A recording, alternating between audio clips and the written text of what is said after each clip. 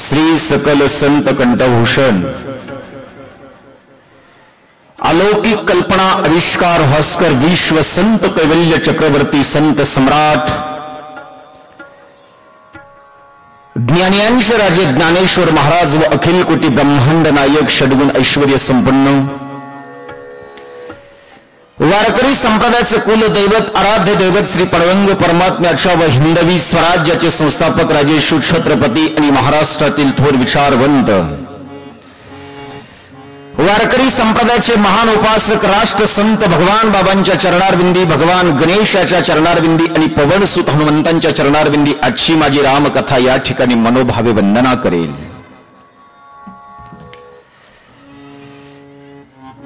श्री वरद गणेशांच्या या प्रांगणामध्ये हनुमंतरायाच्या या पावन दरबारामध्ये आणि रामप्रभूच्या या कथा मंदिरामध्ये आज कथेच्या निमित्ताने उपस्थित असणाऱ्या सर्व उपस्थित राम भक्तांच्या चरणारविंदी पुन्हा एकदा माझी रामकथा साष्टांग दंडवत करेल। त्रेता युगातील रामप्रभूच्या कथेचा विचार करण्याकरता आपण या ठिकाणी सगळी मंडळी एकत्रित आला आहात। हा या रामकथेचा फार मोठा आदर्श आहे सज्जनांनो। माझी रामकथा ही घराला मंदिर बनवणारी कथा आहे। माझी रामकथा ही घराला घरपण देणारी कथा आहे। म्हणून या घराला घरपण देणारी जर रामकथा असेल तर ती मला असं वाटते प्रत्येक घरातल्या माणसाने रामकथा ऐकणं हे त्यांच्या जीवनातलं आद्य कर्तव्य आहे। एकदा मी माझ्या गुरुजीला प्रश्न विचारला होता की गुरुजी आपल्याला कुठल्या देवाचं मंदिर बांधायचंय। वाक्य नीट ऐका। माझ्या गुरुजीला ज्या वेळेला मी विचारलं की गुरुजी आपल्याला कुठल्या देवाचं मंदिर बांधायचंय त्यावेळेला माझ्या गुरुजीने माझ्या प्रश्नाला उत्तर दिलंय, गणेश आपल्याला कुठल्या देवाचं मंदिर बांधायचं नाही तर आपल्याला घराला मंदिर बनवायचंय।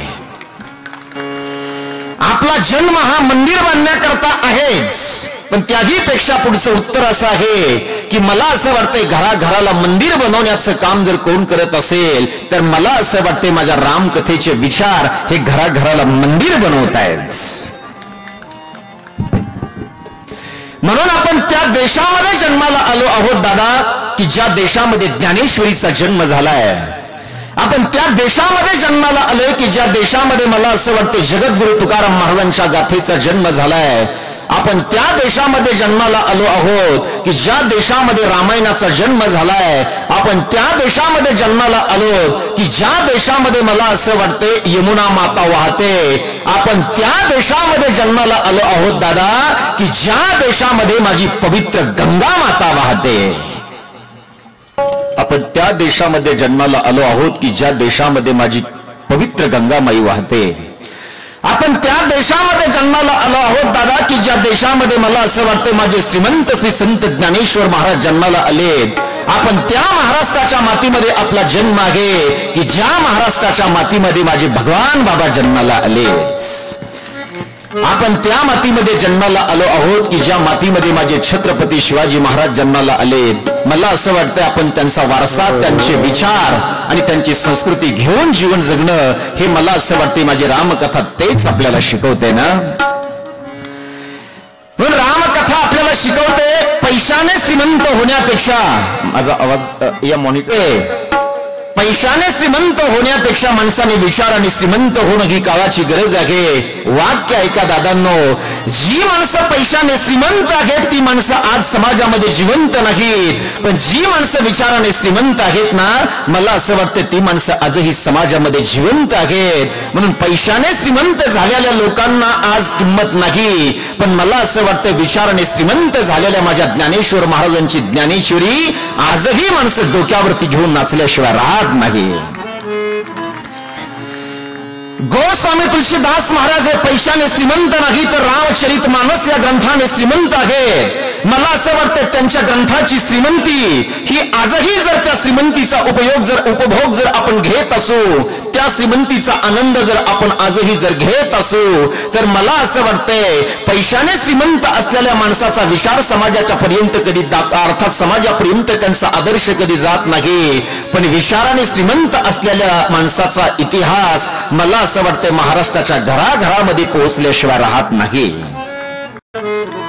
म्हणून तुम्ही पहा, रोज आपल्या मंदिरामध्ये या ठिकाणी हरिपाठ चालू आहे. 750 वर्ष झालेत माझ्या हरिपाठाला, पण 750 वर्षानंतर जरी आजही माझा हरिपाठ जर या ठिकाणी जर जिवंत असेल ना, तर हेच माझ्या वारकरी संप्रदायाचं वैभव आहे. दादा काय सांगू तुम्हाला यापेक्षा वेगळं.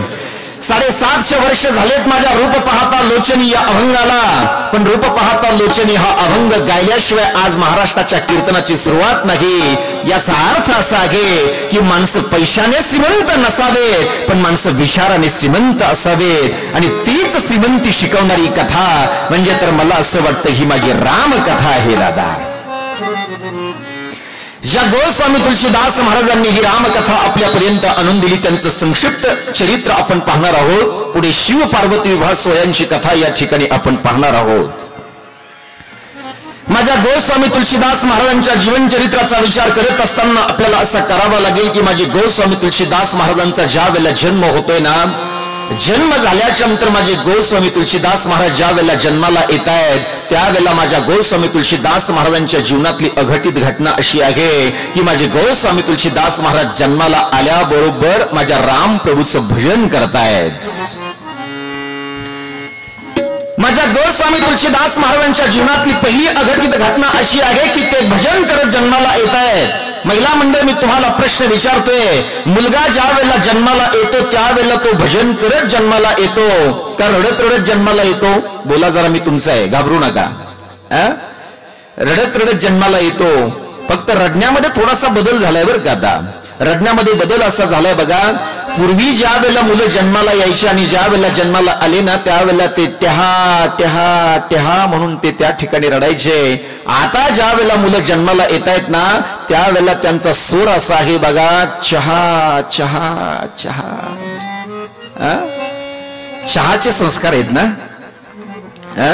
माता भगिनीला माझ्या रामकथेची एक विनंती करेल, आपला मुलगा गर्भामध्ये असताना त्याच्यावरती चहाचे संस्कार करू नका. आपला मुलगा गर्भामध्ये असताना समोर रामायण घ्या आणि रामायणाचं पारायण करा. तुमचा मुलगा राम प्रभूच्या विचारासारखा झाल्याशिवाय राहणार नाही. गोस्वामी तुलसीदास महाराज ज्या वेळेला जन्माला येत आहेत त्यावेळेला माझे गोस्वामी तुलसीदास महाराज भगवंताचं भजन करत जन्माला येत आहेत. आणि माझे गोस्वामी तुलसीदास महाराज ज्या वेळेला जन्माला येत आहेत ना त्यावेळेला माझे गोस्वामी तुलसीदास महाराज दात घेऊन जन्माला येत आहेत. माझा प्रश्न असा आहे, तुम्ही जन्माला आल्याबरोबर तुमच्या सोबत दात येतात का नंतर येतात? नंतर येत आहेत. दाताचा महिमा एक मी सांगणार आहे, तर दाताचा एक महिमा तुम्हाला सांगायचा आहे. बघा, जन्माला आल्याच्या नंतर दात येतात आणि तुम्ही जाण्याच्या अगोदर दात, बरोबर बोलतोय ना मी? ज्या वेळेला माझे गोस्वामी तुलसीदास महाराज दात घेऊन जन्माला येत आहेत, भगवंताचं भजन करत करत ज्या वेळेला जन्माला येत आहेत त्यावेळेला गोस्वामी तुलसीदास महाराजांचे वडील त्या ठिकाणी असा विचार करतात की मूळ नक्षत्रावरती या मुलाचा जन्म आहे आणि मूळ नक्षत्रावरती जर याचा जन्म असेल तर ते घराचा त्याग करतायत आणि घराचा त्याग करून ते अरण्यामध्ये जातायत. अरण्यामध्ये गेल्याच्या नंतर सज्जनांनो माझ्या गोस्वामी तुलसीदास महाराजांच्याच आईचं नाव आहे हुलसी. आणि हुलसी ज्या वेळेला माझे गोस्वामी तुलसीदास महाराज 5 वर्षाचे होत आहेत ना त्यावेळेला त्यांच्या आईचं निधन होतंय. बापही सोडून गेलाय आणि बाप ज्या वेळेला सोडून जातोय, आई ज्या वेळेला निघून जाते त्यावेळेला माझे गोस्वामी तुलसीदास महाराज अनाथ होत आहेत. आणि म्हणून मला एक वाक्य या ठिकाणी सांगावं लागेल, जी माणसं जीवन जगत असताना अनाथ असतात ना दादा, तीच माणसं या महाराष्ट्राला सनाथ बनवू शकतायत. म्हणून माणसावरती अनाथी येणं ही काळाची गरज आहे. मी असं म्हणतो, जोपर्यंत माणसावरती गरिबी येणार नाही तोपर्यंत गरिबीमध्ये जीवन जगण्याचं काय दुःख असतं ते कळणार नाही. अहो श्रीमंतीमध्ये जन्माला येण्यापेक्षा मित्र असं म्हणेल की माणसाचा जन्म हा गरीब कुटुंबामध्ये झाला पाहिजे. गरीब कुटुंबामध्ये जर जन्म झाला ना आणि भविष्यात तुमच्या प्रारब्ध वशामध्ये जर तुम्ही श्रीमंत झालात तर पाठीमागची गरिबी तुम्ही तुमच्या जीवनामध्ये कधी विसरू शकत नाही. मला असं वाटते माझे गोस्वामी तुलसीदास महाराजांचा या ठिकाणी जन्म होतोय आणि गोस्वामी तुलसीदास महाराजांचा जन्म होत असताना बघा माझे महाराज अनाथ होत आहेत. पण जी माणसं अनाथ असतात तीच माणसं या समाजाला सनाथ बनवण्याचं काम करत असतायत. माझे ज्ञानेश्वर महाराज ज्या वेळेला जन्माला येत आहेत, जन्माला आल्याच्या नंतर त्याच आळंदीमध्ये माझ्या ज्ञानोबा ज्या वेळेला मधुकरी मागण्याकरता आळंदीमध्ये जात आहेत. मधुकरी मागण्याकरता आळंदीमध्ये गेल्याच्या नंतर विसोबा खेचरासारखा एक म्हातारा भेटतोय आणि म्हातारा भेटल्याच्या नंतर जे माझ्या माऊलीच्या झोळीमध्ये जे पीठ आलंय ना ते पीठ त्या ठिकाणी हिसकून घेतोय आणि पीठ हिसकून घेतल्याच्या नंतर ते जमिनीवर मातीवरती टाकतोय आणि मातीवरती टाकल्याच्या नंतर पुन्हा ते त्यांच्या झोळीमध्ये त्यांनी भरून घेऊ नये ना म्हणून ते काय करतायत त्याच्यावरती पाये देत आहेत, पायाने ते पीठ तुडवतायत. एक गोष्ट लक्षात ठेवा माझ्या दादांनो, माझ्या ज्ञानेश्वर महाराजांचं जीवन जरी अनाथ असलं तरी समाजाला सनाथ बनवणारी ज्ञानेश्वरी सारखा ग्रंथ त्यांनी लिहिलाय. माझ्या ज्ञानेश्वर महाराजांचं जीवन जरी अनाथ असलं ना तरी आज त्याच आळंदीतले लोक माझ्या ज्ञानोबारांच्या समाधीवरती डोकं टेकल्याशिवाय जीवन करत नाही. हा माझ्या ज्ञानोबारांचा आजचा इतिहास आहे. म्हणून माझ्या समोर बसलेल्या सगळ्या महिला आणि माता भगिनी पुरुषांना एक विनंती मला करायची आहे, आळंदीला जा. आळंदीला जाऊन माझ्या ज्ञानेश्वर महाराजांच्या समाधीवरती डोकं ठेवा.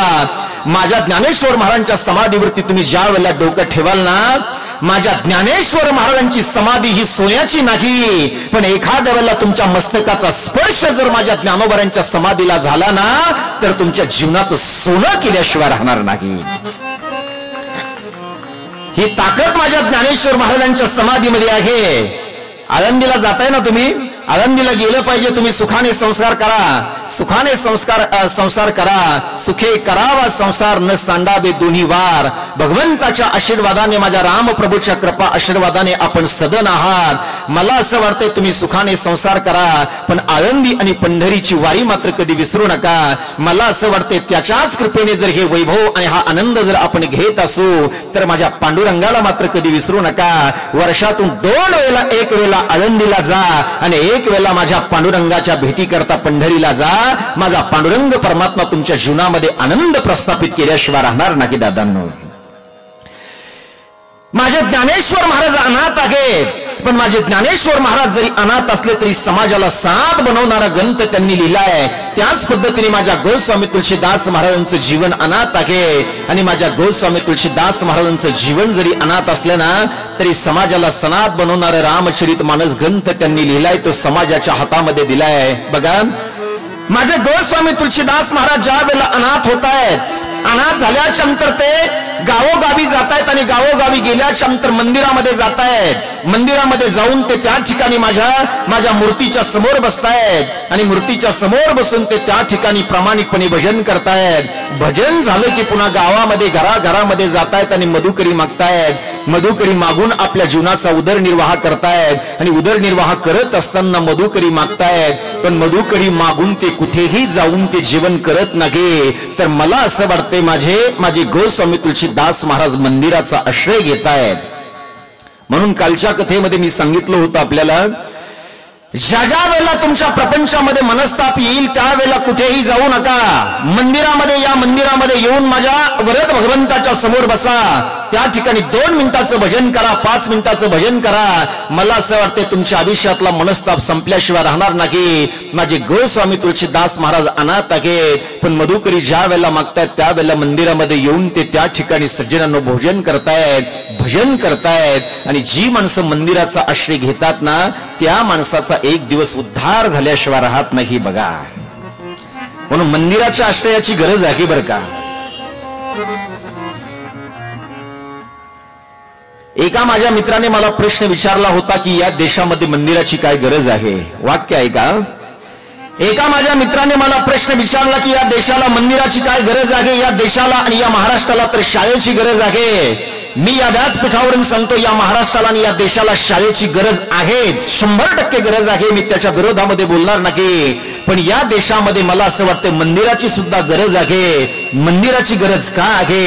मला असं वाटतं जी माणसं शाळेमध्ये जात आहेत, उच्च शिक्षण घेतायत, बाई घरात आल्याच्या नंतर आपल्या आई बापाला घराच्या बाहेर काढतायत, जास्त शिक्षण घेऊन ज्यांचे डोके बिघडलेत ना, जे स्वतःच्या आई बापाला सुद्धा मान्य करता तयार नाही, मला असं वाटतं अशा माणसाकरता मंदिराची गरज आहेच. अरे इतकं मोठं शिक्षण घेतलं आणि एवढं मोठं शिक्षण घेऊन जर तुम्ही तुमच्या स्वतःच्या आई बापावर जर प्रेम करत नसाल तर उपयोग काय आहे? माझी रामकथा घे दादा, आई बापाची सेवा करायला शिकवणारी कथा आहे. आई बापाची सेवा तोपर्यंत करा जोपर्यंत तुमच्या देहामध्ये रक्ताचा शेवटचा थेंब आहे. जीवनामध्ये सगळ्या गोष्टी विसरा, तुम्ही सगळ्या गोष्टी विसरलात तरी चालेल, पण स्वतःच्या माता पित्यांना कधी विसरू नका. जोपर्यंत तुमच्यामध्ये शेवटचा श्वास आहे तोपर्यंत माझ्या आई वडिलांची सेवा करा दादांनो.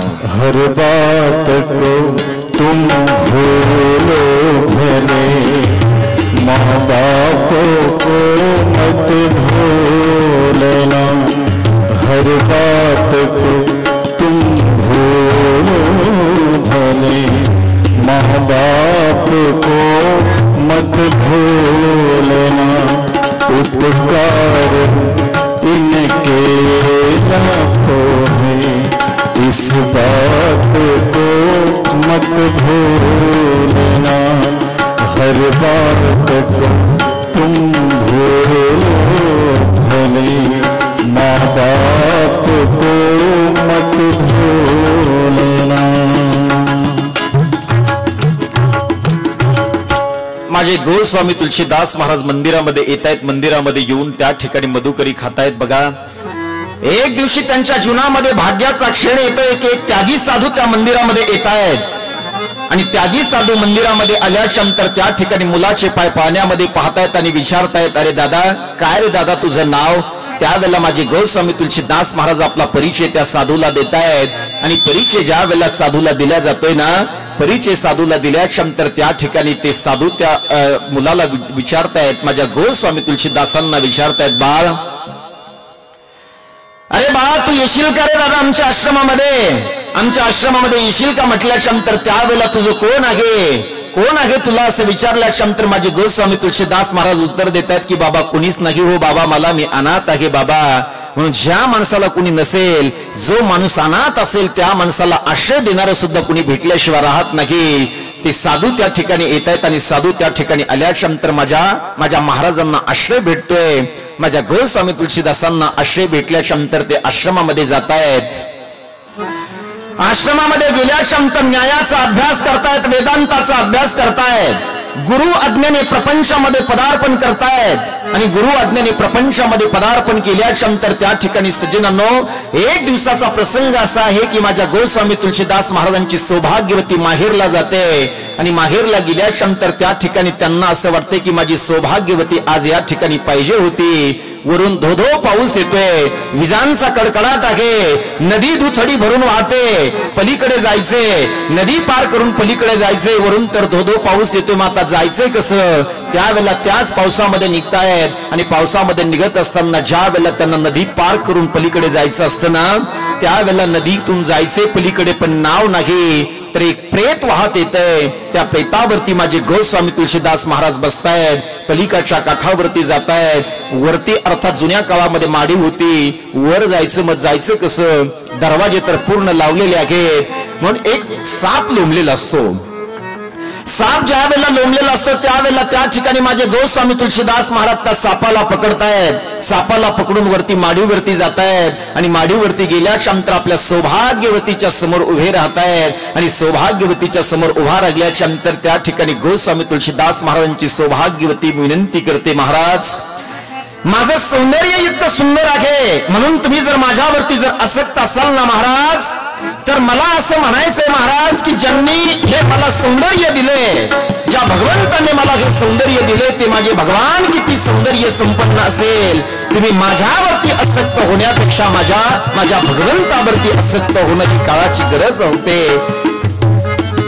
ज्याने मला हे सौंदर्य दिले, ज्याने मला हे स्वरूप दिले, तो किती सौंदर्य संपन्न असेल महाराज. अधरम मधुरम वदनं मधुरं नयनं मधुरं हसितं मधुरं हृदयं मधुरं गमनं मधुरं मधुराधिपते रखीलं मधुरं वचनं मधुरं चरितं मधुरं वसनं मधुरं वलितं मधुरं चलितं मधुरं भ्रमितं मधुरं मधुराधिपते रखीलं मधुरं अधरं मधुरं वदनं मधुरं नयनं मधुरं हसितं मधुरं नयनं मधुरं हसितं मधुरम्। माझे गोस्वामी तुलसीदास महाराज त्या ठिकाणी तो उपदेश ऐकतायत, स्वतःच्या सौभाग्यवतीचा उपदेश ऐकतायत। मी असं म्हणेल, रोज जर तुम्ही लेझिम खेळत जर घरी येत असाल आणि एखाद्या वेळेला आपली जर सौभाग्यवती जर आपल्याला समजून सांगत असेल ना, तर ऐका, तिचं कल्याण होईल दादा तुमचं। नाही तर तुम्ही म्हणत असाल, अरे काय आपली सौभाग्यवती आहे, अर्धांगिनी आहे, तिचं काय ऐकायचंय। एखाद्या वेळेला जर तुम्ही विघातक गोष्ट जर करत असाल आणि तुमची घरातली लक्ष्मी जर तुम्हाला समजून सांगत असेल, तर मला असं वाटतंय तुम्ही लक्ष्मी जरी असली तरी तिचा उपदेश ऐकणं हे तुमच्या हिताचं ठरेल। ज्या वेळेला गोस्वामी तुलसीदास महाराज यांची सौभाग्यवती ज्या वेळेला विनंती करते की महाराज तुम्ही माझ्यावर आसक्त होण्यापेक्षा ज्या भगवंताने मला हे स्वरूप दिलंय त्या भगवंतावरती तुम्ही आसक्त व्हायला हवं होतं। ज्या वेळेला तो उपदेश ऐकतायत ना, उपदेश ऐकल्याच्या नंतर सज्जनांनो माझे गोस्वामी तुलसीदास महाराज अरण्यामध्ये जातायत, माझ्या राम प्रभूचं भजन करतायत, भजन करत असताना साधना करतायत आणि साधना करत असताना एक दिवशी सज्जनांनो माझे गोस्वामी तुलसीदास महाराज त्या प्रपंचाचा त्याग करतायत आणि प्रपंचाचा त्याग करून काशीला जातायत। काशीमध्ये जातायत आणि काशीमध्ये गेल्याच्या नंतर 1631 मध्ये ही रामकथा लिहितायत, लिहिण्याकरता सुरुवात करतायत। 1633 मध्ये रामकथा लिहून पूर्ण करतायत आणि 1633 मध्ये ही रामकथा ज्या वेळेला लिहून पूर्ण करतायत ना, त्यावेळेला माझे गोस्वामी तुलसीदास महाराज आता या रामकथेला प्रारंभ करतायत। प्रारंभ करत असताना या ठिकाणी काही वंदना केल्या जाते। वंदना करत असताना बघा पहिल्या श्लोकाने या ठिकाणी वंदना केल्या जाते। वर्णानां रथ संगानां रसानां छंदसामपि मंगलानांच कर्तारो वंदे वाणी विनायको। माझे गोस्वामी तुलसीदास महाराज रामकथेला प्रारंभ करत असताना या ठिकाणी वंदना करतायत। रामायणाचं चिंतन आहे। रामायणाचं चिंतन करत असताना आपल्याला असं करावं लागेल, रामायणाचा जर तुम्ही विचार केला तर रामायणातला पहिला शब्द आहे वर्ण आणि रामायणातला शेवटचा शब्द आहे मानव। गीताशास्त्राचा जर तुम्ही विचार केला तर गीताशास्त्राचा पहिला शब्द आहे धर्म आणि गीताशास्त्रातला शेवटचा शब्द जर काय असेल तर तो शब्द आहे मम। भगवान श्रीकृष्ण अर्जुनाला या ठिकाणी तो संधी असा करतायत, असं सांगतायत, त्याचं उत्तर देत असताना असं देतायत की अर्जुना तुला माझ्यापर्यंत यावं असं जर तुला वाटत असेल ना दादा, तर तू तुझ्या धर्मामध्ये तत्पर राहणं ही काळाची गरज आहे। तू जर तुझ्या धर्मामध्ये जर तत्पर राहत असेल तर तू माझ्यापर्यंत येऊ शकतो, कारण माझ्यापर्यंत येण्याचा रस्ता जर काय असेल तर तो धर्म आहे। धर्मम मम, माझ्यापर्यंत येण्याचा रस्ता म्हणजे धर्म आहे। म्हणून प्रत्येकाचा धर्म आहे सज्जनांनो, आपण आपला धर्म कधी बदलायचा नाही। मी असं म्हणतोय एखाद्या शेतकऱ्याचा धर्म आहे शेती पिकवणं, शिक्षकाचा धर्म आहे मुलांना पवित्र अर्थात शिक्षण देणं। मला असं वाटतं एखादा ग्रामसेवक असेल तर त्याचा धर्म आहे गावाची प्रामाणिकपणे सेवा करणं। मला असं वाटतं एखादा जर कुणी अजून काही वेगवेगळ्या पद्धतीने काम करत असेल तर त्यांनी त्याच्या कामामध्ये तत्पर राहून या समाजाला मला असं वाटतंय आपण समाजाचं काहीतरी देणं लागतोय, या दृष्टीने काम करणं हा प्रत्येकाचा धर्म आहे। आपला धर्म कधी बदलायचा नाही। माझ्या सैनिकाचा, माझ्या जवानाचा धर्म आहे हातामध्ये बंदूक घेऊन सीमेचं संरक्षण करणं। एखाद्या वेळेला या देशाकरता मरता मरता तो शहीद झाला तरी चालेल, पण देहामध्ये रक्ताचा शेवटचा थेंब असेपर्यंत त्यांनी या देशाची सेवा केलीच पाहिजे, तो त्याचा धर्म आहे। तू मेरा प्रेमा, तू मेरा धर्मा, तू मेरा अभिमान है। त्याचा धर्म आहे सज्जनांनो. तो धर्म त्याने पाळला पाहिजे, तो धर्म त्याने निभावला पाहिजे. वर्ण मानव या शब्दाचा अर्थ असा होतोय बघा, कोण्याही वर्णाची व्यक्ती असू द्या, तिला जर मानव म्हणण्याची जर इच्छा असेल तर मला असं वाटते जात महत्वाची नाही, तुमचा पंथ महत्वाचा नाही, तर मला असं वाटते तुमचे विचार तुमच्या जीवनामध्ये अत्यंत महत्वाचे आहेत. रामायण जातीला किंमत देत नाही, रामायण मला असं वाटले कुठल्या पंथाला किंमत देत नाही, तर मला असं वाटते रामायण हे माझ्या विचाराला किंमत देणारा ग्रंथ आहे. हे पहिल्यांदा लक्षात घ्या. वर्ण मानव, कोण्याही वर्णाच्या व्यक्तीला मानव होण्याचा अधिकार आहे. म्हणूनच माझे श्री संत